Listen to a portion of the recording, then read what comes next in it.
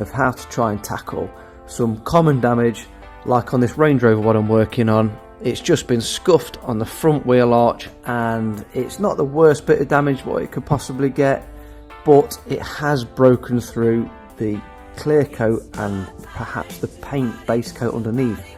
So it's not something that will just hand polish out, definitely not, and it's probably something that won't polish out with a machine on its own.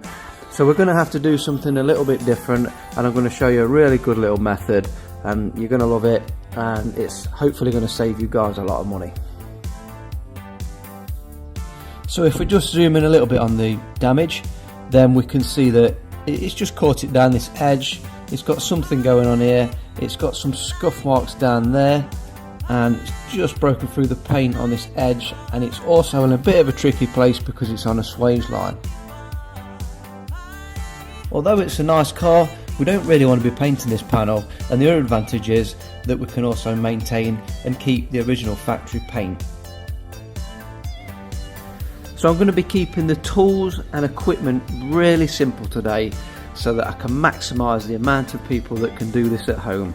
So we're just going to be using a drill, a backing pad that goes onto the drill by the spindle, the buffing pad or cutting pad sticks to that, and then we get the drill and that goes on that. Okay, so something that most guys and girls have probably got at home is a cordless drill. I'll put links in the description for anything else what I use in the video so that you can source it yourself. Okay, so the second thing we're going to need is some paint. Now this is solvent based automotive paint, it's not water based car paint, okay? So water based won't work. It's also, I don't know if the camera can pick it up, it's a metallic colour. We've got a metallic paint, I've had it matched to the car. If you're going to be doing this, sometimes you can get away with not using the exact paint. You can use something similar, maybe slightly darker. If it's something like a grey or definitely a black, you can use just black. Okay, so yeah, it's a metallic paint. I get comments all the time off people on YouTube, and they're like, yeah, but what about if it's a metallic paint, man? It only works on solid colours. Well, no, we're going to use this, and it's a metallic paint. Okay. Okay, so what we're going to do now is we're going to put our finger in the paint. Now I like to use my bare finger, but for health and safety reasons or whatever, you perhaps should wear a glove, but I think it works better with just a finger. And then we're just going to smear it into the damage.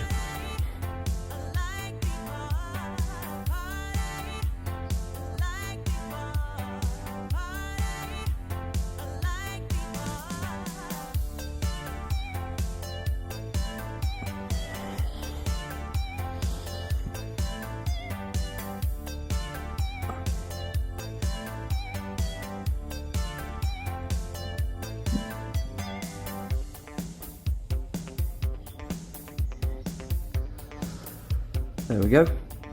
So in this video, unlike the others what I've made, I'm not going to cut any of the clips, so you're going to be seeing it in real time. So while that's drying, I'm going to take the opportunity to have a little rant and just say that I make this YouTube channel to help people. I make this YouTube channel to share my 20 years experience in the motor trade, making cars look better, saving people money, and aesthetically overall trying to improve a car, how it looks, for the smallest amount of money possible. I'm not trying to trick or deceive anybody and show them things that don't actually work. People keep accusing me of cutting the clips, especially in the shorts, which are only 60 seconds long, suggesting that the panel's been changed or painted after I've done the method. So I've cut the clip 1 minute, I'm polishing it, and then I've cut a clip and then it shows a different panel. There's absolutely no point or benefit to me doing that, so this video is going to be completely in real time, so you're going to have to watch it as it happens. It's not going to take very long, so hopefully that should try and dispel some of the comments what I get. So with that being said, I'm just going to back the camera up without turning it on or off, just so I've got a little bit of room to work. And the next thing we're going to do is we're going to remove this excess paint from the area. So we're going to need a cutting compound or some kind of heavy, medium to heavy cut polish, stroke cutting compound. Okay, so we're going to need something fairly aggressive to get this off. This is also where the drill comes in, so we're going to apply some of the cutting compound to the area and then we're literally going to polish it off. Now I'm not going to cut the clips, I'm not going to edit it, it's going to be completely in real time, so you'll just have to bear with it while I'm doing it, but it's a really quick method anyway, so it's not going to take very long. So I'm just going to apply some of the cutting compound to the head of the buffing pad, and then we're just going to give it one of them. Now with this method, if you're into polishing, if you're a detailer, if you've done a fair amount of polishing work, you'll probably be saying that's too much polish for that amount of area. We need quite a lot of polish, quite a lot of compound in the area so we get maximum cut, because that makes this method work much better. Okay, so here we go.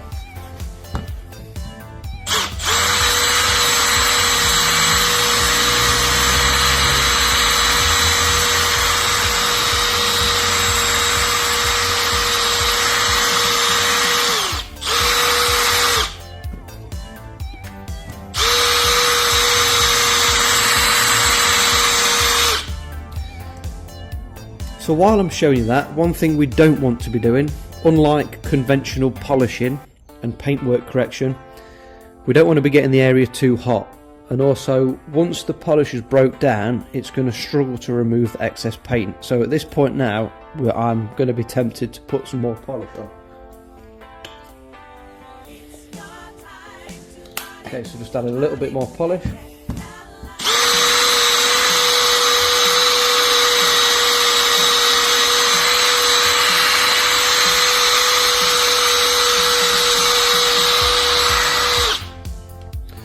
Now this is a swage line, it's quite a shallow swage line, but we still want to be conscious that we're not moving the buffer or the drill or whatever you're using, we're not taking this edge off too much, okay?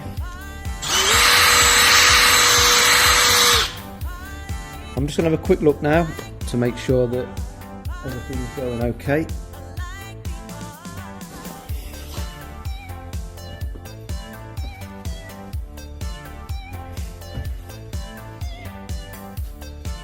That's looking pretty good. I can still see some excess paint over here, so I'm just going to move the camera so you can see there's still a couple of little areas what we need to buff off.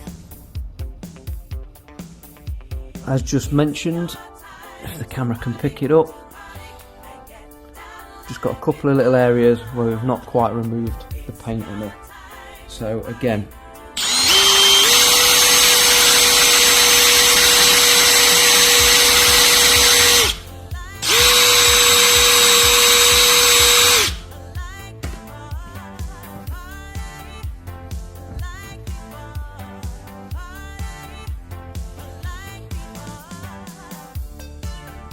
tiny bit there.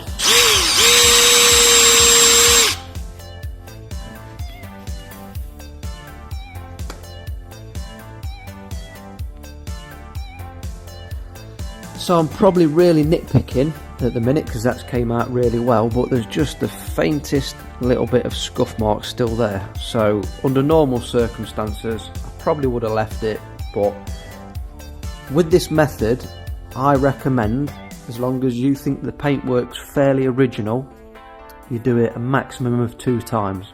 Okay, so we're just going to see if we can just try and get this little edge here, and then I'll probably leave it at that. You just need the tiniest amount now, because another thing you can do is you can put too much on.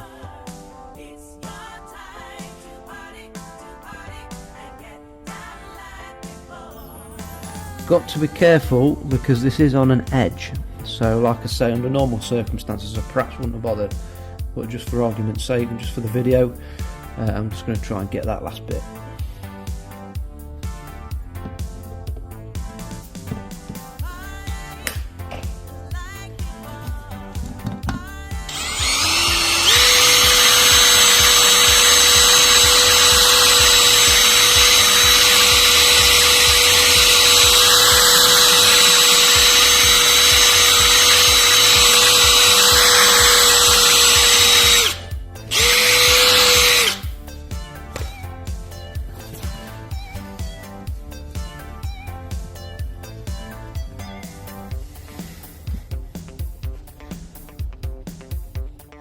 So there you go guys, it's been filmed in real time. That only took a few minutes, so it's been a quick video, but what a quick method, and easy to do, basic tools and massive improvement.